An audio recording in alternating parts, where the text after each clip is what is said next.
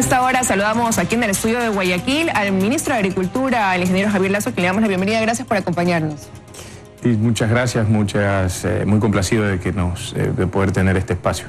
Bueno, la posible presencia de este hongo raza 4, más conocido como mal de Panamá, ha generado una preocupación evidente en el país, porque de lo que sabemos, pues, habrían 2 fincas en Colombia que estarían en análisis para poder determinar si efectivamente hay la presencia o no de este hongo que tiene una capacidad devastadora en cuanto al banano y al plátano. De lo que usted lleva estas conversaciones, precisamente quizás con su par del vecino país, ¿cuándo se podrán tener esos resultados, quizás como para dar más tranquilidad o causar mayor preocupación acá a los ecuatorianos? Bueno, efectivamente hemos tenido información oficial de áreas cuarentenadas, que todavía no hay la confirmación oficial de que la enfermedad está, mediante análisis de laboratorio de secuenciación de genoma, totalmente confirmada. Sin embargo, desde el momento que conocimos la noticia en esta alerta continental, activamos todos esos planes de contingencia que ya se venían haciendo, pero que se fortalecieron inmediatamente. Todos aquellos protocolos de bioseguridad para defender la línea primaria de posible entrada, que era la frontera norte, inmediatamente fue fortalecida a través del control de camiones, de peatones, del escrutinio un poco de la transportación. También esto nos ayuda también en el control de contrabando, evidentemente. También defender la parte de ingreso de pasajeros que vienen de zonas que posiblemente pueden acarrear la plaga, y tienen un perfil donde, pues, por ejemplo, si tiene un número de visitas de Centroamérica, que tal vez por la actividad bananera mismo en el comercio o en la actividad técnica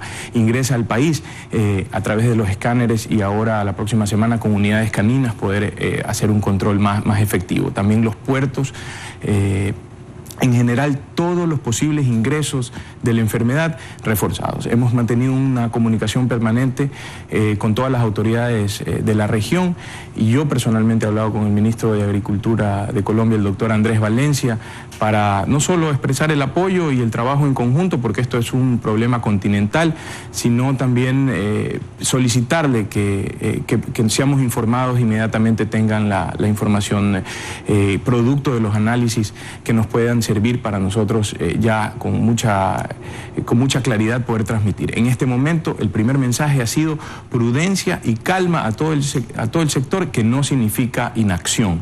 Hemos actuado muy rápidamente, el sector privado inclusive reconoce lo rápido que hemos actuado para que esto no afecte a nuestra principal industria de agroexportación. Se están tomando, por lo que usted nos dice, pues medidas de prevención, ¿no?, en los lugares más sensibles. ¿Cuáles serían los puntos más vulnerables acá en el país en los que quizás con mayor razón han aplicado estos mecanismos de prevención, de bioseguridad y estos mecanismos, reforzando los mecanismos también fitosanitarios? Sí, bueno, estamos en la etapa de exclusión. La idea es, como dice la palabra, mantener excluida este hongo, Fusarium mal de Panamá, que le llamamos raza 4 tropical, y principalmente esas líneas de posible ingreso han sido fortalecidas. Frontera norte, de hecho, hace algunos años atrás se hizo una posible proyección del ingreso, se hizo por Guayaquil, por el puerto. Teóricamente se dice que avanza 100 kilómetros por año. En la zona donde fueron cuarentenadas esas fincas, estamos desde la frontera prácticamente 2.000 kilómetros. Probablemente, de acuerdo a la movilización de la enfermedad, puede ser que llegue más rápido a Centroamérica o no, dependiendo el flujo de personas y de vehículos, inclusive por medios biológicos también. Sin embargo, hay que reconocer que hay un problema con el flujo migratorio de nuestros amigos de Venezuela, y eso nos obliga a defender la zona de frontera muy eficazmente. A reforzar quizás ahí más los trabajos.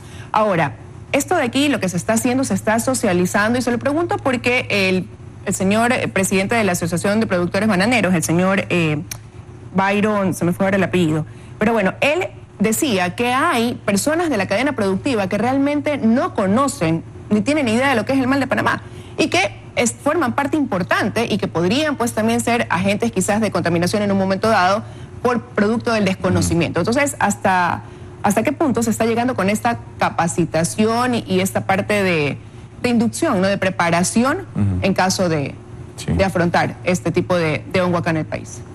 Evidentemente, lo que es muy claro y lo que no se debe hacer es dejar de capacitar y comunicar. Eso está totalmente claro. Por eso, dentro del plan de contingencia, dos aspectos medulares en este proceso, en las diferentes etapas de mantener excluida a la plaga, es poder territorialmente avanzar muy rápidamente en la capacitación y en la comunicación, principalmente a nuestros productores.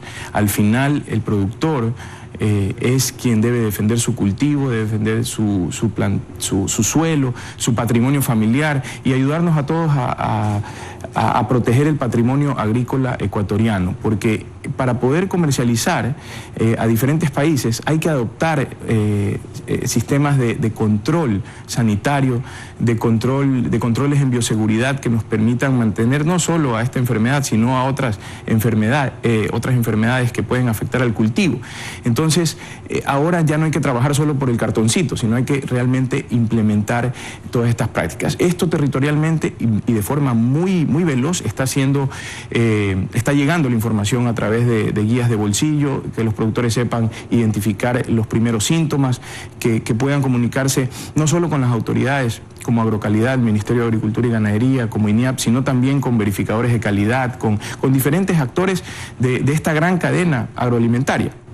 Y esto va a ser de forma permanente. Definitivamente hay un antes y un después en la industria bananera. Ya nos ocurrió con la variedad anterior, el Gros Michel, durante los años 50 y hasta inicios de los 60. Desapareció esa enfermedad como una forma masiva de cultivo y ahora, bueno, en ese tiempo afortunadamente había la variedad que conocemos ahora, que son los Cavendish. Sin embargo, en el corto plazo no tenemos una alternativa. Y esto pues no tiene una cura conocida hasta el momento. Entonces, todos unidos a defender el patrimonio agrícola del Ecuador. Ahora, se están tomando estas medidas, como usted dice, de evitar que llegue este hongo raza 4 acá al país. Pero, remontándonos en el tiempo, en algún momento, cuando vino la plaga de la cigatoca negra, también de este hongo, que tenía menos poder de devastación quizás que el que tiene el mal de Panamá, por más de que se hicieron todos estos esfuerzos y se adoptaron mecanismos de prevención, igual vino de Colombia por esmeraldas y llegó acá al país. Siempre quizás hay estos puntos vulnerables. Ante eso de ahí, ¿está el Ecuador en capacidad de afrontar lo que podría implicar la llegada del Fusarium raza 4 acá? Sí, para el Ecuador la tarea es mucho más... Es mucho más difícil, eso hay que hablarlo con mucha claridad, porque la distribución de la tierra y el número de productores en todas las musáceas, que son el banano, el plátano, el orito, el abacá y otras más, es mucho mayor y lo hace más complejo, a diferencia de otros países, inclusive en Colombia, en Centroamérica, por ejemplo en Guatemala hay 3 o 4 empresas nada más. Entonces acá esos más de 16.000 productores y en esas más de 200.000 hectáreas que tenemos solo en banano, lo hacen obviamente una tarea difícil. Sin embargo, es tan importante para el Ecuador esto y es una concientización que estamos llevando de forma muy efectiva, que yo creo que vamos a ser efectivos.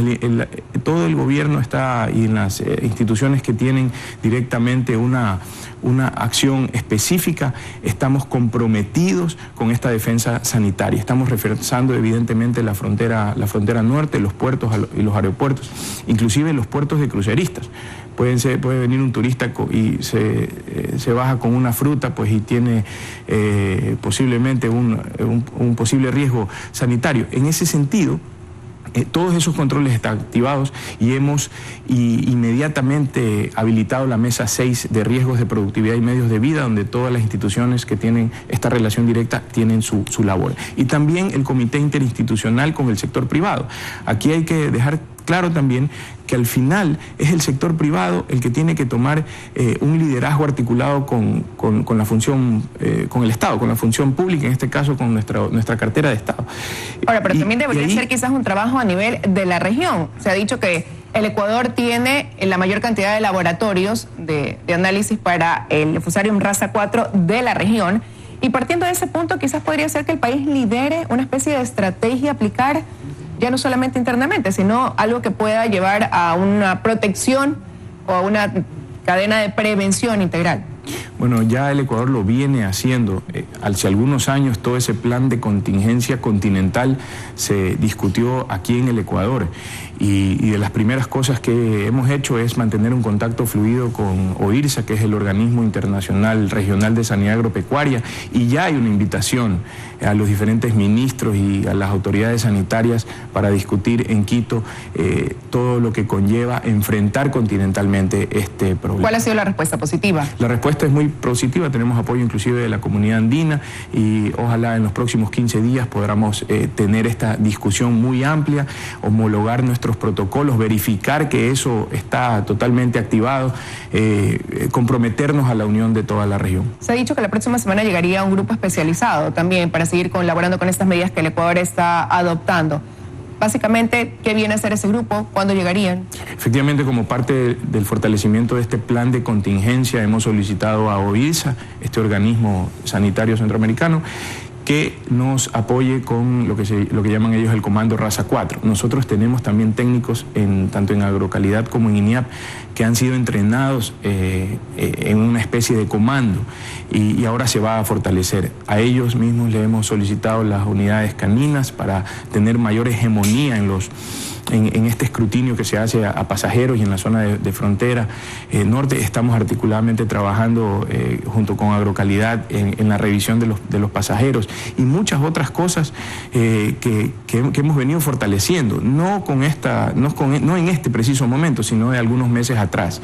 La capacidad analítica del Ecuador sumada a la academia, entre AINIAP, Agrocalidad y el CIBE de la Escuela Politécnica, probablemente nos den la mayor capacidad analítica de la región. Y eso es algo que también marca una diferencia en Latinoamérica.